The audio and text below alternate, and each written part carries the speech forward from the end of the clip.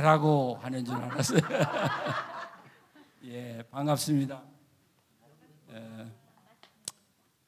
작년에 오고 꼭 1년 만에 왔는데 우리 아이들이 많이 컸고요. 또 우리 어른들도 안 보이던 얼굴도 또 많이 보이실 것 같고요. 또 교회가 이렇게 밝아졌고 안정되고 은혜 가운데 성장하는 그런 모습을 보면서 하나님께 감사하고 여러분 모두에게 축하를 드립니다. 예, 정말 기도하면서 우리 내외가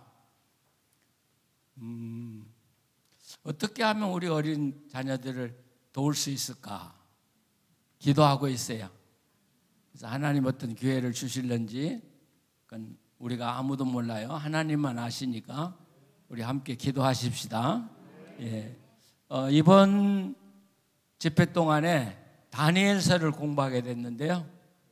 이 다니엘서는 성경 중에 가장 어려울 때 기록한 책이에요. 그러니까 성경에 가장 어려운 시기가 2번 있었어요. 근데 이때는 보통 말씀 가지고는 그 어려움을 이길 수가 없었던 그런 시기에, 그래서 하나님이 그때 사용하신 게 뭐냐면 묵시라고 하는 것을 사용해요. 묵시라는 말하고 계시라는 말하고 똑같은 말이에요. 자, 가장 어려울 때 뭘 사용하신다고? 묵시를 사용해요. 자, 그래서 신약과 구약에 묵시록이 2개가 딱 있어요. 하나는 요한 계시록, 그걸 요한 묵시록이라고도 번역해도 돼요. 그리고 구약에 또 하나 묵시록이 있는데 그 묵시록은 뭐겠어요? 다니엘 묵시록이에요. 아, 잘한다. 예. 근데 우리가 그 가장 어려울 때 가장 어려운 삶을 살았던 분을 통해서 하나님이 어떻게 역사하는가를 우리가 보아나가려고 그래요. 묵시를 보려고 하는 거예요. 그때는 다니엘이라고는 이 소년이 16살 정도 먹었어요. 16살. 16살 된 분 손 들어봐. 16살. 이 여학생만 할 때예요. 지금 다니엘 이야기가. 근데 다니엘은 왕궁에서 살았어요. 그러니까 얼마나 잘 살았겠어요. 작은 나라지만 고생도 안 했잖아요. 그런데 나라가 망하니까 포로로 끌려서 바벨론이라고 하는 나라로 갔어요. 히브리어로 이 포로라고 하는 말은 나체란 말이에요. 나체. 왜 포로라고 안 하고 나체라고 했을까? 포로가 되면 옷을 다 벗기고 이 쇠사슬에 묶여서 그 무더운 사막을 다 건너서 가야 되기 때문에 가장 비참한 상태가 포로가 됩니다. 근데 왕궁에서만 자란 이 다니엘이 뭐가 됐다고요? 포로가 됐다고. 포로가 됐다고. 근데 그 당시에 예루살렘 전체 인구가 6만 정도 됐다고 봐요. 6만. 예. 자, 그런데 포로로 잡혀간 사람들이 몇 만이냐면 5만, 4만 정도 돼요. 4만. 그러면 예루살렘에 몇 명이 남아요? 2만 명밖에 안 남아요. 그러니까 광주가 6만 명이라면 거기 4만 명이 다 포로로 잡혀가면 광주 시내가 어떻게 되겠어요? 다 무너지고 저녁이 돼도 불 켜지는 집이 하나도 없고 동네에는 배가 고파서 그 말라 비틀어진 개들이 돌아다니고 귀신 나오는 거리 같겠죠. 바로 그렇게 비참하게 다니엘은 바빌론으로 끌려갔어요. 몇 살 때? 16살 때. 더 큰 아이도 아니야. 자, 그러면 다니엘이 포로로 잡혀가서 어디에서 살았을까? 우리가 성경을 읽을 때 성경은 기록되지 않는 성경이 더 많아요. 우리는 기록된 것만 읽어나가는데 기록되지 않는 성경이 더 많아. 그걸 읽어내야 되는데 우리 실력으로 그거 읽어내기가 어렵지. 그렇죠? 여러분 많이 읽었다는데 그건 못 읽었지. 어디서 보러 와서 어디서 지나다가 왕궁으로 들어갔는지. 그런데 성경에 보면 이 포로민들이 바벨론에 잡혀와 가지고 어디서 살았냐 하면 그발강가라고 하는 데서 살았어요. 시편 127편을 한번 펴봐요. 시편 127편. 예. 지금 읽으시는 거예요, 누가? 시편 137편. 제가 잘못 읽었죠? 잘못 말했죠? 137편. 자, 거기 찾았으면 한번 읽어봐요. 우리가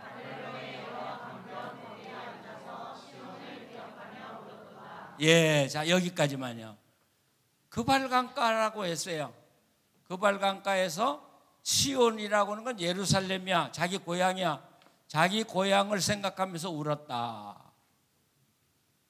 이렇게 보면 유대 나라에서 포로로 잡혀온 사람들이 맨 먼저 끌려간 데가 어디냐면 그발강가, 을레강가 이런 강가예요.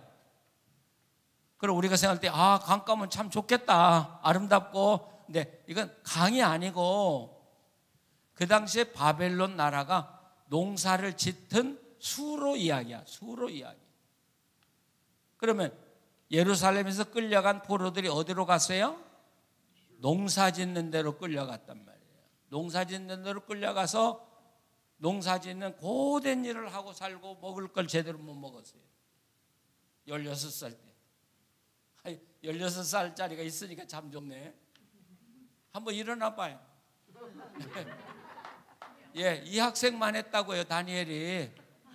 실감이 나죠? 이제 앉아. 아유, 예쁘다. 저기도 16살, 저기도.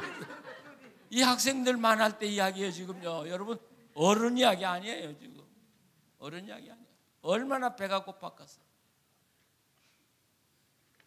저는 농사 지어본 사람이에요. 농사. 옛날 농사 질 때는 기계가 하나도 없어가지고 이렇게 모내기 할 때 양쪽에서 줄을 잡아주는 사람이 있어요. 그리고 줄을 잡아주면 거기에 맞춰서 모를 심고 또 그 모를 잘 심도록 뒤에서 이렇게 모를 제공해주는 모쟁이가 있었어요. 저는 이 세 가지를 다 해본 사람이에요. 하루 모내기 하고 나면 허리가 부러지는 것처럼 아파요. 해보셨어요?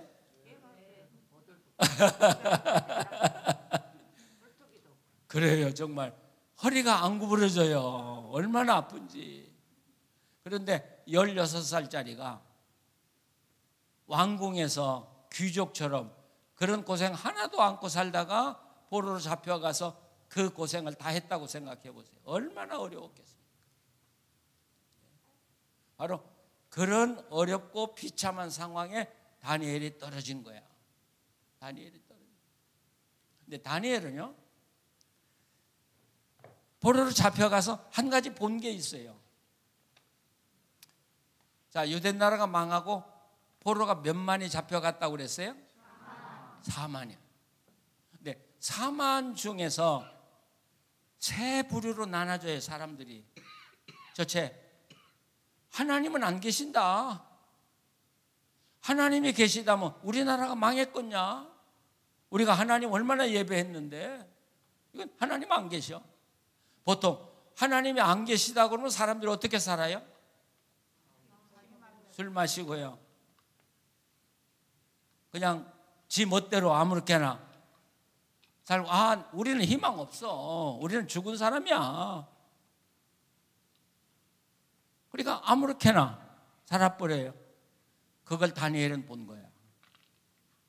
다니엘 자기 혼자 살기도 어려운데 유대 나라에서 끌려온 사람들이 그렇게 자포자기하고 사는 걸 보면서 이 어린 다니엘의 마음이 얼마나 아팠는지 모른다는 거예요. 내가 저 사람들을 어떻게 도왔으면 좋겠다 하는 생각이 있었다는 이야기예요. 두 번째 부류 사람들은 유대 나라가 망하고 바벨론이 승리했잖아요. 그러니까 무슨 생각을 해? 아, 하나님은 다른 신, 바벨론의 신보다 형편없는 신이다. 그러니까 우리는 바벨론 신을 믿겠다. 바벨론의 최고의 신은 마르둑이라고 하는 신이야. 그 신을 쫓아가는 거죠. 그리고 사실 그 바벨론 땅에서 하나님 신앙을 지키고 산 사람은 반절도 안 돼요. 반절도 안 돼요. 어린 다니엘이 그걸 보면서 가슴이 너무 아픈 거예요. 그러니까 망한 거예요, 이 나라가요. 그 나라가. 다니엘은 그걸 놓고 성경에는 없지만 아마 기도했을 거야. 하나님, 이 땅에서 우리가 어떻게 신앙 지켜야 하겠습니까? 어떻게 하나님을 섬기며 살아야겠습니까? 그런데 어느 날 모르겠어요. 이 다니엘이 포로로 잡혀간 지 한 2, 3년 되었을까? 그런데 갑자기 굉장히 기쁜 소식이 날라와서 바벨론 왕궁에서 포로로 잡혀온 유대 아이들 중에 똑똑하고 잘생겼고 지혜로운 아이들 4명을 뽑아 올려라. 어때요? 그 이야기 들었을 때 어떠셨어요? 와, 그래? 왕궁으로 가고 싶어요? 아니면 거기 남아서 농사 짓고 싶어요? 아, 저도 왕궁 가고 싶지. 누가 그 농사 짓고 살고 싶어요? 네, 그 중에 뽑힌 사람이 누구예요? 다니엘, 하나냐, 아사랴, 미카엘. 예. 근데 우리가 그 사람들의 이름을 보면 다니엘 붙죠? 하나냐가 붙죠? 미가야가 붙죠? 엘자가 붙으면 이게 하나님 이름 엘로헴의 첫 자가 붙은 거야.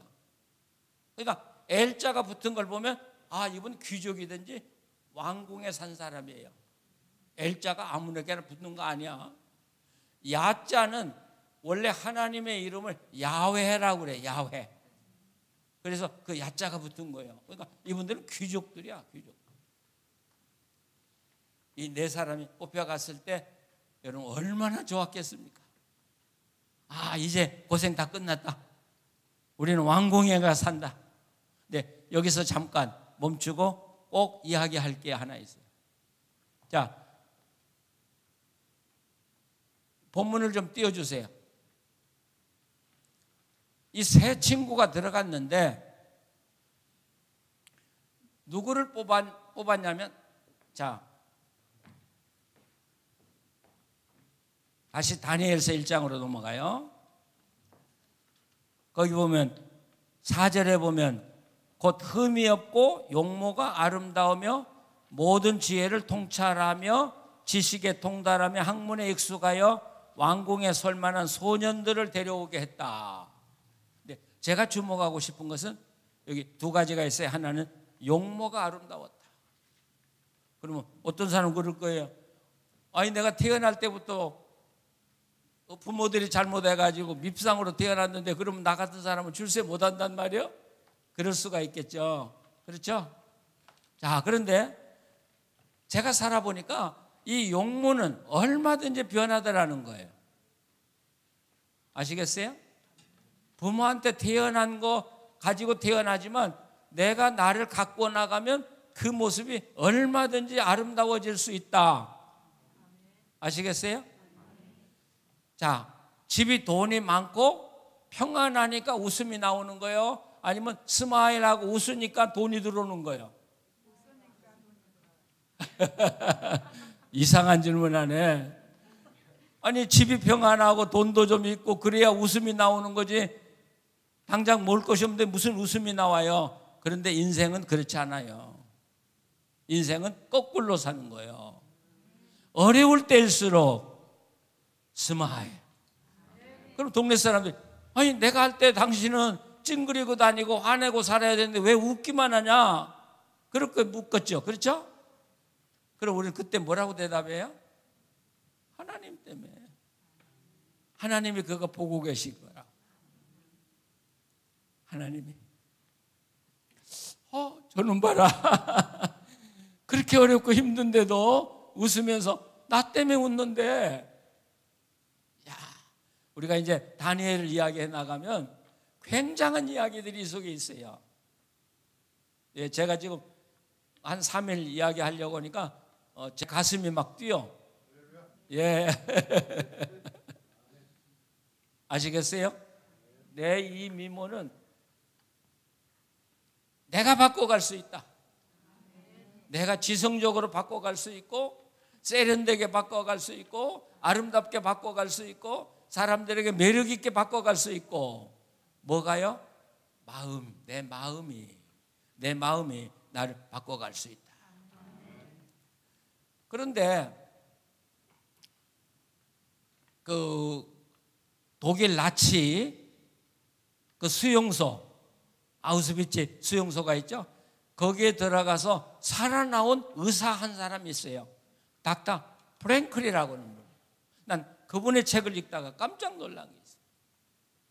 그 수용소에 들어가면 다 죽어요. 살아나온 사람 거의 없어요. 근데 이분만 살아나왔어요. 어떻게 살아나왔을까? 그런데 그분의 이야기의 기록을 보면 그 수용소에 갔는데 수용소 간부가 자기에게 이렇게 이야기하더라는 거예요. 매일 수염을 깎으시오. 그 말 한마디 하더라고요. 매일 수염을 깎으시오. 근데 수용소에 면도가 있어요? 그럼 뭘로 깎어? 칼이 어디가 있어? 유리 조각. 그러니까 결국 칼도 없죠. 면도가 없으니까 방바닥에 있는 유리 조각 조그만한 거, 뭐 깡통 부스러기 그런 거 가지고 매일 딱 수염을 깎는데 피가 철철 흐르는 거예요. 그래도 악하세요. 근데 딴 사람들은 어떻게 돼요? 수염이 덥수룩해요. 근데 참 이상한 건 그날 사형에 처할 사람을 뽑아가는데 수염이 덥수룩한 사람만 뽑아가더라는 거예요. 우매. 수염이 깨끗한 사람을 안 데려가더라는 거예요.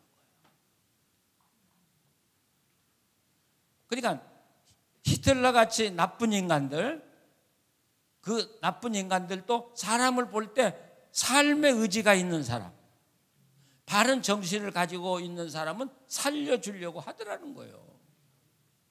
그리고 생을 포기하고 난 뭐 이젠 다 끝났어. 그리고 수염을 기르고 멋대로 사는 사람은 이건 살아봐도 별거 없는 인간들이니까 이것들은 죽여야 돼.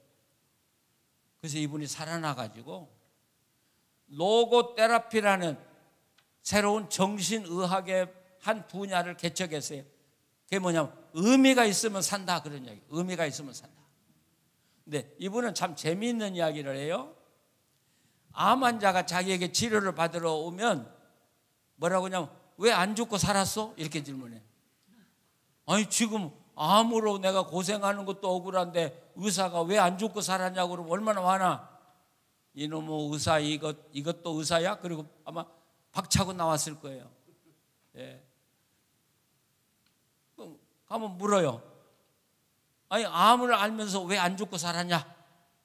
그러면 그래도 죽으려고 하니까 아내도 생각나고 우리 아이들이 생각나서 못 죽었다. 아니 당신하고 아내하고 무슨 상관이야? 자식하고 무슨 상관이야? 죽으면 죽었지. 그래 자꾸 이렇게 이야기하니까 이 사람이 오기가 나지. 이런 의사가 다 있어? 내가 얼마나 내 아내를 사랑하는데, 내 아이들을 얼마나 사랑하는데, 그러면서 속에서 살아야겠다고는 의지가 생기기 시작하는 거예요. 그때부터 치료를 하니까 병이 낫더라는 거예요. 아, 박수 한번 쳐요. 아셨어요? 자, 여러분이 어떤 환경이 있어도 희망을 버리면 하나님도 여러분 버린다는 거예요. 아시겠어요? 그러니까 어떤 경우에도 희망을 버리지 마라. 어떤 경우에도 꿈을 가져라. 꿈을 가진 사람은 하나님이 반드시 도우셔. 반드시 도우셔. 자, 그러면서 여기 제가 핸섬한 사람이라는 이야기 했는데 자기를 그래도 잘 가꿔야 된다. 남들이 여러분들이 삶의 의지가 있는지 없는지를 뭘로 봐서 알아요? 겉을 봐서 알아요. 눈이 반짝반짝 빛나고요. 주먹을 불끈 쥐고요. 어떤 어려움 와도 난 참고 이긴다. 예, 하나님이 함께 해주시니까 난 할 수 있다고 할 때 사람들이 여러분을 뽑는 거야. 아시겠어요? 아, 제 아이는 제가 지금 여러분 눈빛을 보고 있는 거야. 그러니까 면접할 때 면접관이 뭘 보냐면 눈을 보는 거야.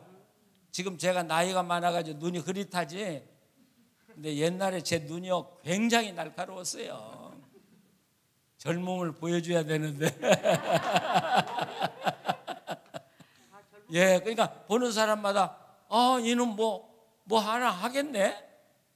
저 눈 좀 봐라. 그랬어요. 그러니까 여러분의 외모도 가급적이면 잘 가꿔야 돼. 사치하라는 이야기는 아니에요. 잘 가꿔야 돼요. 그러면 다른 사람들이 더 봐. 아, 이 사람 뭔가 뜻이 있구나. 뜻이 있구나. 제가 이런 이야기까지 다 하면 오늘 저녁 늦게까지 이야기해야 되는데, 그래서 저는 목회하러 가면 참 어려운 교회 목회하러 많이 다녔어요. 근데 달라스에 이제 목회하러 가니까 이민 생활이 고단해요. 아침 새벽에 남편과 아내가 둘이 옷 입고 나가서 하루 종일 살다 오면 힘드니까 그냥 그대로 자고, 그 다음날 아침에 그거 입고 그냥 가고, 주일날도 그거 입고 그냥 오고. 그게 나는 마음이 너무 안 좋았어요. 희망이 없어. 그러다 보니까 부부싸움이 자주 일어나. 그렇죠? 남편이 아내가 맨날 입었던 옷 한 벌 가지고 일주일 내 입는데 그 아내가 보고 싶은 사랑스러운 남편이 어디가 있어요? 그러니까 싸움해. 아내도 마찬가지예요. 그래서 내가 바보짓 하지 마라. 다른 데 돈을 아끼고 옷 사 입는 데는 아끼지 마라. 그래야 남편에게 사랑받아. 그래야 아내에게 사랑받아. 그래서 사치는 하지 말되 옷을 항상 예쁘게 입어라. 맞죠? 그랬더니 교회가 밝아지기 시작하는 거예요. 멋쟁이들이. 그러면 밖에서 다른 사람들, 아니 저 교회는 멋쟁이만 다니는 교회야? 나도 가보고 싶어. 그러면서 멋쟁이들만 우리 교회 오는 거야. 아니 돈 많이 벌려는 거 아니에요. 그래서 저는 1년에 한 번씩 전 교인이 뱅퀴시라는 게 만찬이야, 만찬. 호텔을 빌려가지고, 턱시도 알아요? 그건 아는구나. 결혼도 안 해봤는데 턱시도를. 남자들은 턱시도를 다 입혀. 그리고 아내들은 드레스를 입히고 아이들도 드레스를 입히고, 그날 저녁에 가장 호화롭게, 그래서 호텔에 앉아가지고 비싼 음식을 먹는 거야. 교인들이 처음에는 목사님 우리도 가난한데 왜 이렇게 돈을 낭비합니까? 근데 그 돈 낭비가 아니야. 아이들이 그렇게 밥을 먹고 그렇게 생활하면서 우리도 이렇게 살 수 있구나. 그때부터 아이들이 꿈이 생기고, 그러면서 좋은 학교에 들어가고, 대학에 가도 그들이 하나님 버리지 않고 신앙생활하다가 교회 와가지고 후배들을 기르고. 여러분 멋있게 사십시오. 멋도 내십시오. 다른 사람들이 호감을 갈 만큼 매력 있게 사십시오. 그런 사람을 바벨론 왕도 뽑았다 그 말이에요. 아무나 뽑았다고 하는 게 아니고 그런 사람을 뽑았다는 거예요. 자, 이 사람들이 왕궁에 들어가니까 무엇부터 했냐면 이름부터 바꿨어. 아까 이 다니엘의 친구들 이름이 다 뭐가 들어있다고? 하나님 이름이 다 들어있어. 야, 하나님 이름이 다. 근데 바빌론에 들어가니까 하나님 이름을 다 떼버려. 벨드사살, 이건 우리가 정확하게 모르지만 아까도 이야기한 대로 바벨론 신인 마르둑의 이름을 따서 붙인 거라고 해요. 그러면 마치 오늘 예를 들면 제가 목사잖아요. 그렇죠? 하나님의 종인데 누가 내 이름을 떼버리고 거기다가 이 붙여 그렇게 붙였다. 이 붙여 그러면 수용을 해야 될까 말아야 될까? 왜 가만히 있어? 이 마르독 참지 말아야지. 내 이름이 어떤 이름인데 내 이름을 갖다가 이 우상의 이름으로. 그런데 유대인들은 그 이름을 바꾸는 걸 그대로 다 받아들였대. 야, 유대인들하고는 우리하고는 생각이 많이 달라요. 왜 그랬을까? 다니엘은 이 작은 건 수모를 당해도 참자. 그러나 더 큰 일이 올 때 그때는 내가 내 의지를 굽히지 말아야 된다고는 어떤 계산이 있었다는 이야기. 우리는 이래도 좋고 저래도 좋은데 생명을 걸어요. 그리고 정말 생명을 걸어야 되는데 생명을 안 걸어요. 우리 대한민국이 그렇게 살고 있어요 지금요. 이래도 좋고 저래도 좋은 건 그냥 넘어가세요. 괜찮아요. 이름 나를 부처라고나 예수라고나 똑같아. 그렇다고 해서 내가 변하는 거 아니야. 내 마음이 변하지 않으면 변하는 게 없어요. 그렇죠? 아무리 나를 부처라고 하지만 야 까불지 마라. 부처는 내가 깔고 산다. 그런 자부심이 우리한테 있어야 돼. 내 안에는 너희들이 아무리 눌러도 내 안에는 하나님이 계셔. 받아들여요. 그걸 받아들여. 그런데 문제가 생겼어. 왕이 내려주는 음식을 먹어야 하냐 말아야 하냐. 여러분 13살짜리가 농사를 지으면서 논밭에서 얼마나 굶주리고 노동이 심했는지 지금 바싹 말라가지고 뼈만 남았는데 산의 진미가 나오는데 먹어야 돼 말아야 돼요? 뭐라요? 나도 먹어요. 먹고 힘 얻어서 반대해야지. 예? 먹어야 되는데 반대요. 먹어야 돼요. 뺏어 말랐는데 먹고 봐야지.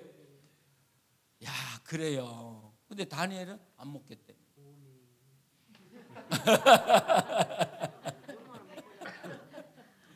다니엘을 안 먹겠다는 거야. 근데 여기서 우리가 하나 주의 깊게 봐야 되는 거예요. 지금 여러분 노트에 기록된 걸 제가 다 따라가고 있는 거예요.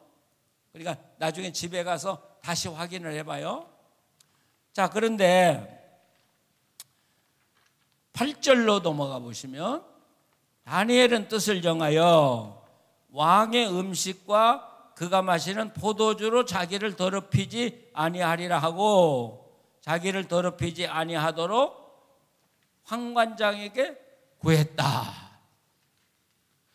왕이 내린 음식과 포도주. 그러니까 이게 무슨 말이냐면 왕이 허락을 해가지고 내준 밥상 전체를 안 먹겠다는 게 아니에요. 지금 다니엘이. 아시겠어요? 밥상 다 안 먹겠다는 게 아니라 그 중에 특별히 왕이 내리는 진짜 맛있는 음식이 있어.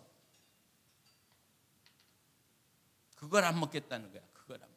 아니, 나 같으면 그거 먹고 딴 거 안 먹어도 안 먹겠는데 말이죠. 포도주 안 먹겠대. 왜 그랬을까? 아니, 다른 음식은 다 먹으면서 왕이 내린 음식은 안 먹겠다는 거예요.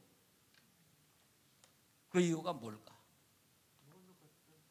예? 모르겠어요.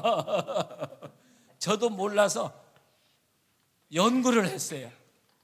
예, 몰라서 연구를 했어요.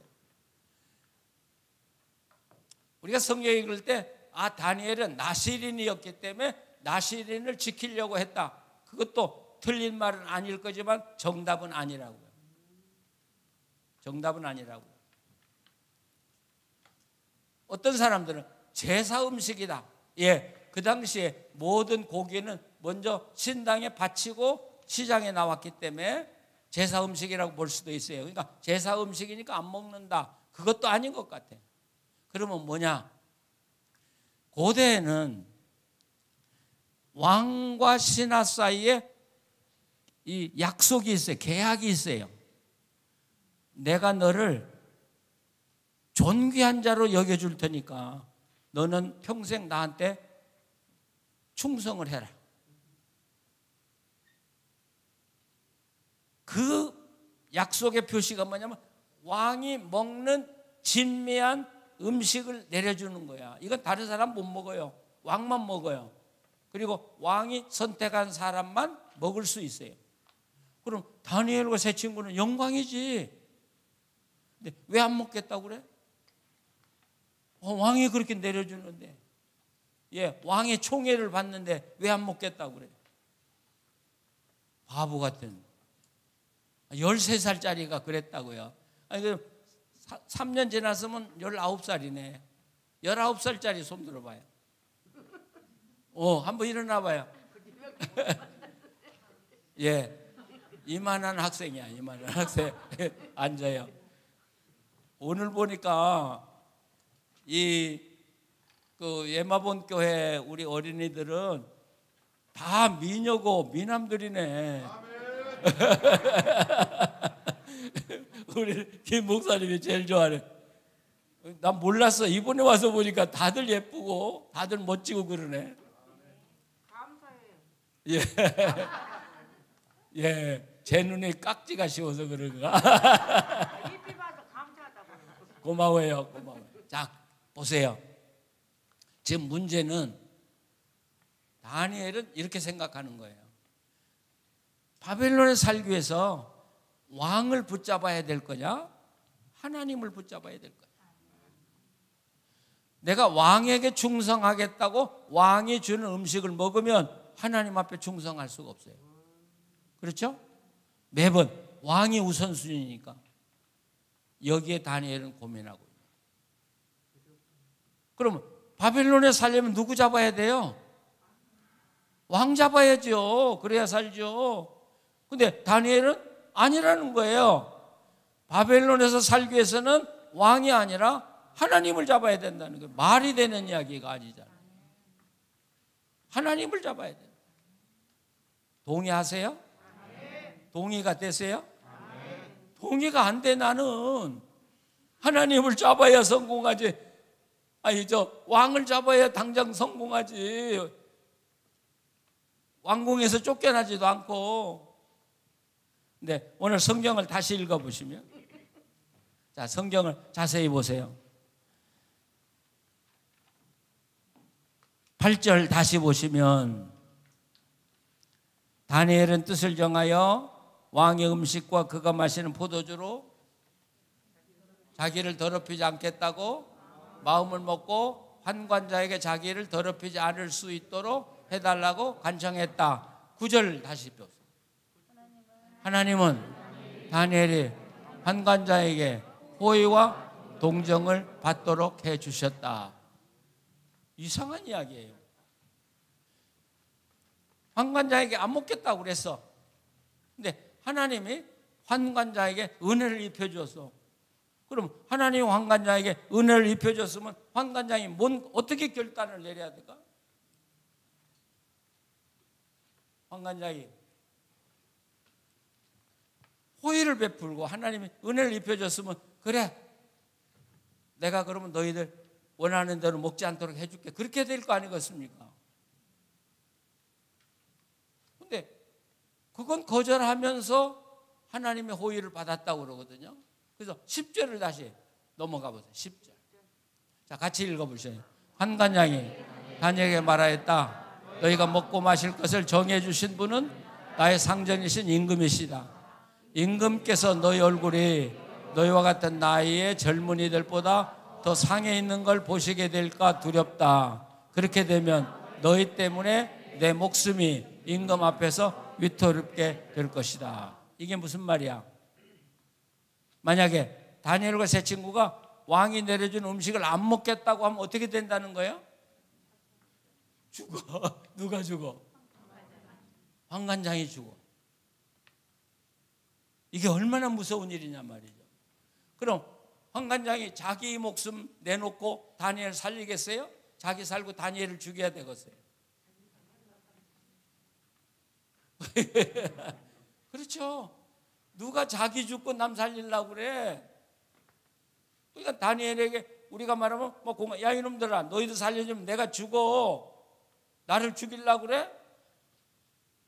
그러면 왕에게 갈 것도 없이 다니엘과 세 친구는 환관장에 의해서 죽어요. 그만큼 무서운 일을 지금 다니엘이 하고 있는 거예요. 그런데 마지막 보면 넘어갔죠? 너희 때문에 내 목숨이 임금 앞에서 위태롭게 될 것이 아니냐. 그 앞으로 넘어가 9절로 다시. 자, 다시 읽어요. 9절. 하나님은 다니엘이 환관장에게서 호의와 동정을 받도록 해주셨다. 아니, 허락이 안 떨어지는 무슨 호의와 동정을 받아요? 이게 성경을 읽는 묘미야. 그러니까 하나님은 이 다니엘과 세 친구가 얼마나 위험한 일을 했느냐. 그런데도 환관장이 다니엘과 세 친구를 죽이지 않도록 호의를 베풀었다. 보호해 주셨다. 자, 다니엘이 살았어요. 한 번쯤 모험했으면 넉넉하지. 근데 다니엘은 또 도전해. 근데 10절, 11절로 넘어가 보세요. 자, 읽어보세요. 다니엘은 감독관으로 갔어. 그 감독관은 환관장이 임명한 사람으로서 다니엘과 하나냐와 미사엘과 아사랴를 감독하는 일을 맡은 사람이다. 다니엘이 그 감독에게 요청했다. 자, 첫 번째는 누구에게 가요? 환관장에. 두 번째는 누구에게 갔어요? 환관장 밑에서 일하는 감독관에게 갔다 그 말이에요. 감독관에게 갔다.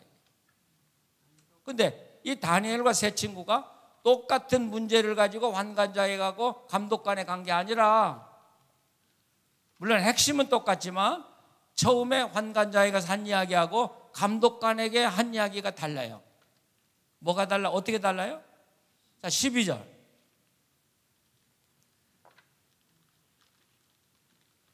자, 한번 읽어봐요. 청하오니 당신의 종들을 열흘 동안 시험하여 채식을 주어 먹게 하고 물을 주어 마시게 후에 뭐가 달라졌어요? 환관장에게 무조건 가서 안 먹는다고 그랬어요. 그러면 죽어. 그러니까 다니엘은 다시 기도하면서 연구했을 거예요. 하나님께 지혜를 구했을 거예요. 어떻게 하면 감독관의 마음을 녹일 수 있을까? 그래서 얻은 지혜가 뭐예요? 열흘 동안 시험을 해보자. 열흘 동안 시험을 해봐가지고 만약 마른다고 그러면 그 다음 먹겠다니까. 그건 다 들어줄 수 있잖아요.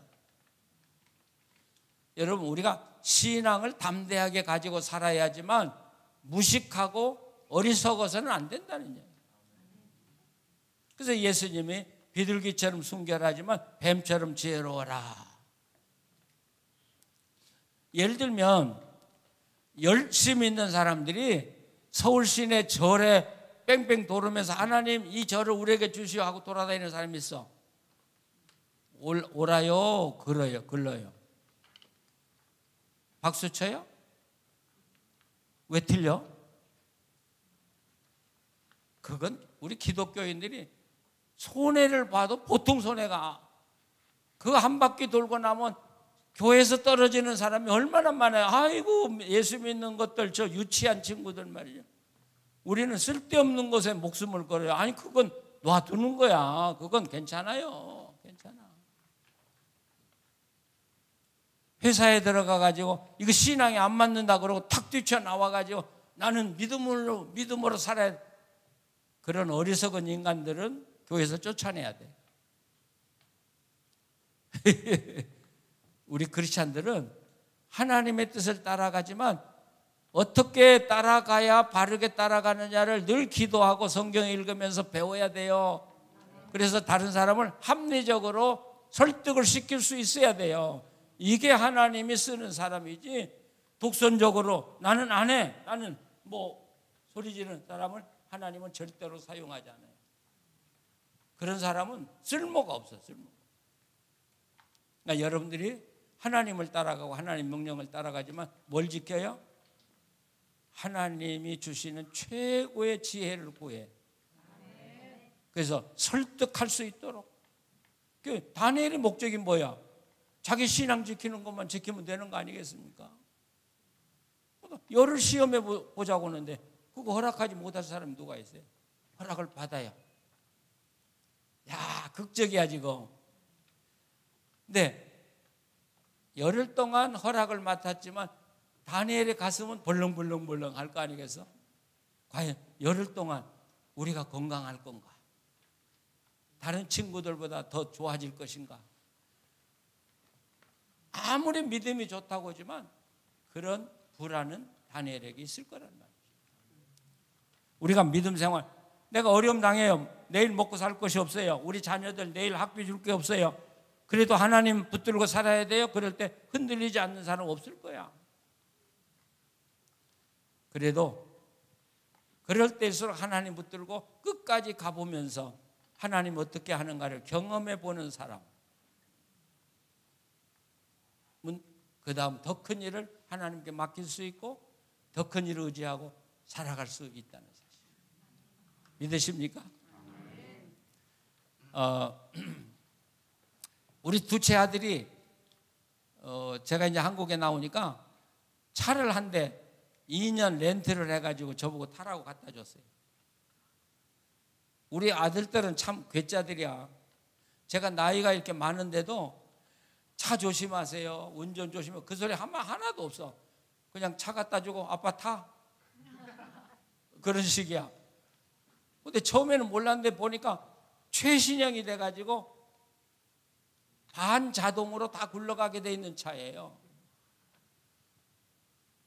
그래서 오늘 왔다 간 그 구목사님, 서울 구목사님한테 배웠어. 이거 어떻게 하는 거냐 그랬더니 맡겨놓으면 지가 다 굴러간대요. 그래서 이제 저 혼자 우리 집 사람하고 차를 몰고 나가봤는데 이게 굴러간다는데 그게 믿어지지가 않는 거야. 이거 가슴이 막 벌렁벌렁벌렁하고. 예, 발을 떼고요. 만약 100km를 딱 맞춰놓으면 이게 100km로 가요. 그냥 가다가 앞에 차가 천천히 가면 자연적으로 천천히 갔다가 앞에 차가 스톱하면 저도 섰다가 앞차가 가면 가고. 그러니까 이 발을 쓸 게 하나도 필요가 없는데 이게 안 믿어지는 거야. 예, 그렇죠. 앞차가 100km로 가다가 좀 천천히 가면 얘도 빨리 속도를 줄여야 되는데 그렇지 않아요. 갈 때까지 가다가 확 줄여요. 예, 그러니까 천천히 가면서 줄이면 믿겠는데 막 가다가 줄여버리니까 이러다 박으면 나는 어떻게 돼? 그래서 제가 차 운전을 하면서 믿음을 배워요. 예수님 따라가는 것도 이럴 거구나. 예, 이렇게 따라가도 이렇게 해도 우리 집 안 망하는가? 이렇게 해도 우리 자녀들이 잘 자랄까? 근데 한 번 해보고 두 번 해보고 세 번 해보면 점차 이제 뭐가 가요? 신뢰가 가, 믿음이 가. 이건 기우다. 기계가 나보다 더 정확하게 움직여지는구나. 그러면 나중에 완전히 맡길 수가 있겠죠. 하나님도 마찬가지. 지금 여러분들이 하나님 의지하고 살아라 그러면 아이고 아직은 그렇게 못해요. 왜? 하나님을 경험해 보지 못했기 때문에. 하나님을 경험해서 한 번 해보고 두 번 해보고 세 번 해보면 그게 다니엘서야. 여러분, 다니엘서. 저도 어려운 집에서 자랐어요. 제가 어렸을 때 우리 가정에 우리 형제들이 7남매니까 많이 더 낳네. 옛날에 많이 낳죠? 위로가 되네요. 7남매가 되니까 7남매를 우리 부모의 실력으로는 도저히 기를 수가 없는 거예요. 학교를 보낼 수가 없는 거예요. 고등학교까지는 우리 어머니가 그렇게 생각했을 것 같아. 고등학교까지는 가르치겠는데 그 이상은 자신이 없다. 그래서 우리 어머니가 결단한 게 하나 있었던 것 같아요. 지금 생각해 보니까 어느 날부터 아주 어렸을 때, 몇 살이야? 9살이야. 얘보다도 4살이나 어렸을 때, 제가 5살, 그치? 때부터 우리 어머니가 가정예배를 드리기 시작합니다. 가정예배. 우리 어머니 찬송가 딱 고정돼 있어. 멀리 멀리 갔더니. 그러니까 지금 생각하면 저희 어머니가 얼마나 외롭고 힘들었으면 그 찬송을 자주 불렀냐. 그 다음에 찬송가가 주는 저 산 밑에 백합 하는 찬송 있죠? 뭐라고 시작하지?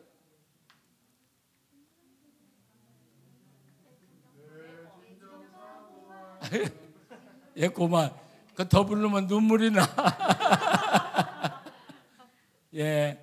그리고 성경을 읽고 우리 어머니가 우리들을 위해서 기도해 주시. 그러면서 우리 어머니가 유독이 저한테 꼭 부탁한 게 있어요.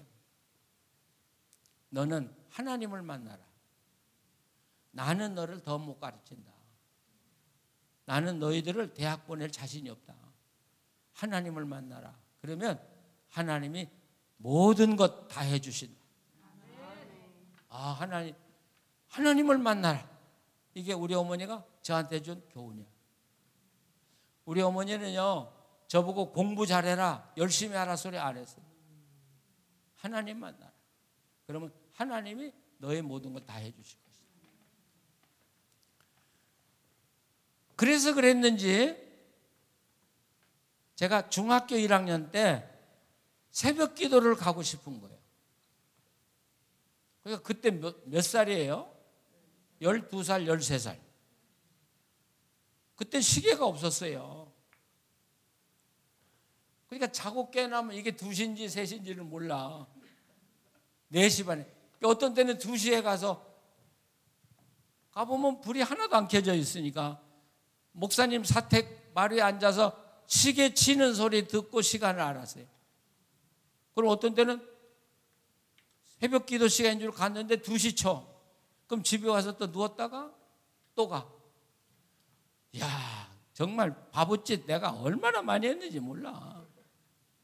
공부나 하지. 그러니 공부를 제가 어떻게 할 수 있겠어요. 그러면 2년 동안 새벽 기도를 다니면서 내가 무슨 기도했냐. 하나님 저를 좀 만나주세요. 하나님이 누군가 저 알고 싶어요 하는 기도를 2년 동안 했어요. 근데 하나님이 안 만나주셔. 그래서 2년 기도하고 나는 하나님 못 만나나 보다. 그렇게 포기를 했어요. 그러면서도 새벽 기도는 여지없이 나갔어요. 여러분들이 교회를 정말 청소도 잘하고 깨끗하게 하죠? 그때 제가 교회 청소를 혼자 다 하고 몇 년, 5년을 살았어요. 여러분 보니까 내가 생각나. 나도 그 당시에는요, 이 나무니까는 나무 다 닦고 다녀야 되고 전기가 없으니까 호롱불 다 닦아야 되고 그 일을 내가 다 했어요. 그런데 고등학교 1학년 때 15살 때 하나님이 저를 찾아오셨어요. 그래서 대뜸 저보고 야, 너를 나한테 다오 그러시는 거예요. 15살 손 들어봐봐. 아까 한번 일어나 봐요. 이 학생 말할 때 앉아 잘생겼다. 예, 고마워요. 이만할 때. 지금 생각하면 그때 내가 어른 같았는데 생각해 보세요. 저렇게 저 때 하나님이 저를 만나 주시더라고요. 저를. 근데 나를 당신에게 달래요. 나를요. 줘야 돼요, 말아야 돼요? 아니야. 저만 할 때 체구는 적죠. 꿈이 얼마나 많은데요. 근데 내 인생은 내가 가지고 살아야지. 어떻게 하나님이 나를 달라고 그러세요? 그래서 안 줬어, 내가. 그래서 3개월간 하나님하고 싸움을 했어요. 하나님은 다오. 난 못 줘요. 나도 내가 살 만큼 살다가 늙으면 드릴게요. 근데 하나님은 한 번 붙잡으면 놓아주지 않으시더라고. 그래서 3개월 만에 제가 항복을 했어요. 하나님, 제가 항복하겠습니다. 그리고 저를 하나님께 드리겠습니다. 그리고 그날 저녁에 얼마나 억울해서 울었는지 몰라. 얼마나 억울한지 말이죠. 드렸어요. 근데 그때 나이가 어리니까 하나님께 나를 드린다는 게 뭔지 잘 몰랐어, 내가요. 잘 몰랐어요. 그런데 하나님께 나를 드리고 보니까 내 인생이 달라지기 시작하는 거예요. 달라진다는 게 하나님이 내 인생에 계획을 세워서 나를 이끌어 가셔요. 야, 이야기하면 참 긴데, 참 길어요. 근데 제가 신학교를 졸업하고 군대 들어가게 됐어요. 그러니까 그때가 22살이나 3살 됐겠죠. 군대 들어가게 됐어요. 그래서 이제 군대 가려고 교회에서 인사 다 하고요, 송별회도 다 하고, 그리고 점심을 먹고 내일이 월요일이고 화요일 날 입대하는 날인데, 주일날 점심을 먹는데 서울에서 전보가 왔어요. 무슨 전보냐면 군대 목사 있죠? 채프린. 군대 채프린으로 들어오라고 하는, 뭐라고 해야 될까? 내가 원서도 안 냈는데 원서가 접수가 됐고 접수증이 나한테 온 거야. 아니, 그런 일 있어요? 아니, 접수도 안 했어. 근데 접수가 됐다고 온 거예요. 그래서 주일날 저녁에 이제 전주에 가서 병무청에 가서 그걸 이렇게 하면서 내 그 입영 연기를 해줄 수 있냐? 그러니까 안 된대요. 내일 걸 오늘 연기하라면 어떻게 되냐? 그러면서 저보고 뭐라고 하냐면, 당신이 정말 하나님 의지하고 목사길을 간다니까 하나님 의지하고 그냥 군대 가지 마라. 만약에 안 되면 감옥 갈 각오를 가지고 군대 가지 말라는 거야. 야, 더 어렵대. 제가 말이 좀 서툰데 알아듣겠어. 지금 무슨 이야기지? 모르겠지? 그러니까 자, 그걸 가지고 믿고 훈련소에 들어가지 말라는 거지. 그래서 잘 되면 훈련소에 안 가도 되고, 근데 잘못되면 내가 어디로 가요? 감옥에 가는 거예요. 야, 그럴 때 정말 기간이 일주일이 남았다면 모르겠는데 내일이야, 내일. 근데 그날 돌아와서 내가 감옥에 갈게 된다면 내가 감옥 가겠다. 그리고 서울 야간 열차를 타고 서울로 올라갔어요. 그 당시에는 서울 가는데 7시간 걸렸어요. 아침 새벽에 떨어졌죠. 밥도 먹지도 않고 시험장에 갔어요. 시험장이 아침 9시부터 저녁 5시까지 시험을 보는데 난 준비가 하나도 안 됐잖아요. 군대 갈 준비했는데. 근데 시험을 봤는데 제가 1등을 했어요. 와, 내가 그렇게 똑똑한 줄 몰랐어. 예, 그렇게 똑똑한 줄 몰랐어요. 그리고 내 훈련소 가는 것도 처리가 잘 돼가지고 안 와도 된다고 돼 있고요. 그래서 제가 사병으로 군대를 안 가고 장교로 가게 된 거예요. 그래서 여기 상무대에 와서 12주간 훈련을 받고 중위를 달고 군대에 가게 돼요. 놀랍죠? 내가 한 게 뭐 있어요? 아무것도 없어요. 내가 한 게 아무것도 없어요. 어떻게 된 거야 이게 도대체. 야, 그때부터 하나님이 제 인생을 이끌어 가셔요. 이끌어 가셔요. 제가 이야기했는지 몰라요. 이제 우리 결혼해가지고 살면서 미국에 가서 공부하고 싶었어요. 성경을 공부하고 싶었어요. 성경을 가르치는 목사가 되고 싶었어요. 근데 그 당시에는 미국 가서 공부한다는 건 하늘의 별 따기야. 근데 우리 집은 돈도 없죠. 내가 시골에 자랐으니까 영어를 잘하는 것도 아니죠. 실력도 없죠. 갈 길이 없는 거야. 근데 1978년 6월에 미국에서 전보가 왔어. 근데 미국에 아는 신학교가 하나도 없고 내가 미국 신학교에 원서 낸 적도 하나도 없는데 신학교에서 전보가 왔는데 너는 우리 학교에 입학 허락이 떨어졌었고 장학금이 다 되어 있으니까 유학 오라. 말이 돼요? 그 학교가 어디 있는지도 모른다니까. 근데 장학금이 얼마나 좋으냐면 수업료 전액, 아파트도 한 채 주고 먹을 것 밥 다 주고. 그러니까 지금 생각하면 1년에 1억도 넘는 돈, 장학금을. 내가 가본 적도 없고 원서도 안 냈는데 허락이 떨어져서 나한테 왔어요. 이야, 그런 일이 있어요.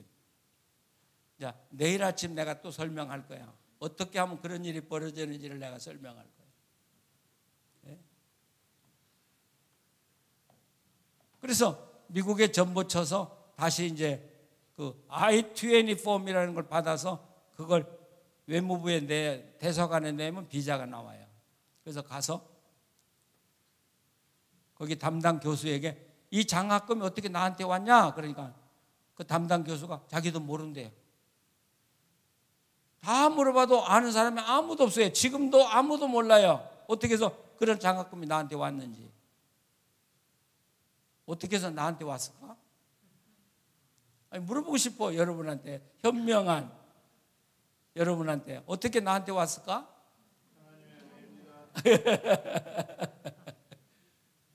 하나님이 했다는 말밖에는 대답이 안 나와요. 그때요, 우리나라가 얼마나 가난했는지 몰라요. 그때요. 근데 미국에 가니까 식당에 밥이 얼마나 많은지 몰라. 식당이 저기서 여기까지보다도 더 넓어. 그래가지고 샐러드가 나오고요. 그 다음에 메인 디시가 나오고요. 디저트가 나오고요. 음료수가 나오고요. 그러니 제가 그때 우리로 말하면 좀 늦게 미국 갔으니까 37살에 갔는데 그때 얼마나 배가 고픈 때인데 그래서 아침에도 저쪽에서부터 저 끝까지 다 먹었고 점심도 다 먹고 저녁도 다 먹고 그러니까 미국 애들이 나를 보다가 이상했던 것 같아요. 한 번은 샐러드를 담는데 미국 아이가 나를 툭툭 쳐요. 그러면서 너 아버지 백만장자냐? 그렇게 물어. 그래서 아니 우리 아버지 농부다. 그러니까 희한하다 이거야. 우리 식당은 A식, B식, C식이 있는데 그때야 머리가 막 땅 얻어맞은 거야. 그것도 모르고 나는 아침도 A식, 점심도 A식, 저녁도 A식 다 먹은 거야. 그러니까 미국 애들이 볼 때 이건 갑부가 아니면 먹을 수 없는 거예요. 밥이 넘어가야지. 그래서 먹는 둥 마는 둥 하고 교수한테 가가지고 내가 잘못해가지고 다 먹었으니까 변상 안 하면 내가 변상하겠다고 그러니까 교수가 씩 웃으면서 당신은 다 먹게 돼 있다. 야, 그 다음부터는 아침 다 먹고 점심 다 먹고 저녁 다 먹고 누가 그렇게 해놨어? 하나님 외에는 그렇게 할 사람이 없어요. 네, 하나님은요 나 하나를 돕기 위해서 저 미국에 있는 사람들의 마음까지를 다 움직여 놨어요. 나는 그래서 기도가 얼마나 위대한가를 저는 알고 있어요. 여기서 응답할 때 나하고만 하는 게 아니라 나를 돕기 위해서 필요한 모든 사람을 세계에 내 도움, 나를 움직여야 될 사람들을 다 움직여서 나로 하여금 유학 가게 하고 유학을 마치게 하시는 분이 우리 하나님이시더라고요. 믿으십니까? 예, 그러니까 여러분들이 지금부터 인간관계를 잘해야 돼. 누가 언제 나를 어떻게 돕도록 하나님이 사용하실지 몰라. 예. 그리고 내 한계에 여러분이 갇히지 마. 우리 부모 돈 없어. 나 가르칠 힘 없어. 또 내 머리는 지혜가 부족해. 그렇게 똑똑하지 못해. 아니, 그런 거에 갇힐 필요가 하나도 없어요. 나도 머리가 그렇게 멍청한 줄 알았어요. 근데 나중에 보니까 내가 천재더라고. 갑자기 내 머리가 비상한 거야. 시험만 보면 100점 맞는 거예요. 하나님 은혜로 천재돼요. 아이고, 아멘. 자, 오늘 여기까지 하려고 그래요. 다리 아프시겠어요? 예? 다리 아프시겠어요? 다리 아프겠어요. 고마워요. 생각해 주셔서. 자, 다니엘이 선택을 잘했어요? 못했어요? 그래요. 하나님은 안 보여요. 보이시지 않아요. 하나님 선택하기는 정말 어려운 거예요. 세상 살아갈 때 우리 눈에 보이는 건 사람이 보이고 돈이 보이고 그래요. 그런데 이 세상의 모든 것을 다 주관하시고 움직이시는 분은 보이잖아요. 보이잖아요. 그러니까 사람들이 그 하나님을 붙들지 않아요. 그리고 보이는 것을 우선 붙들고 살려고 그래요. 근데 보이는 것은 잠깐이고 보이는 것은 다 사라지는 거고 하나님은 영원하십니다.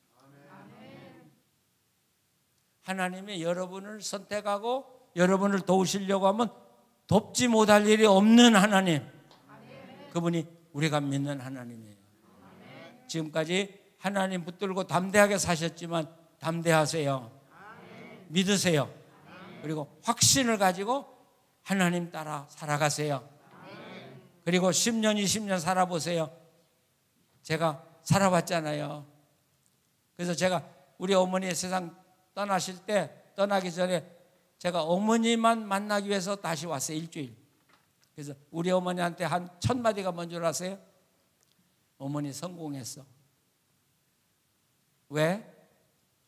하나님만 의지해라.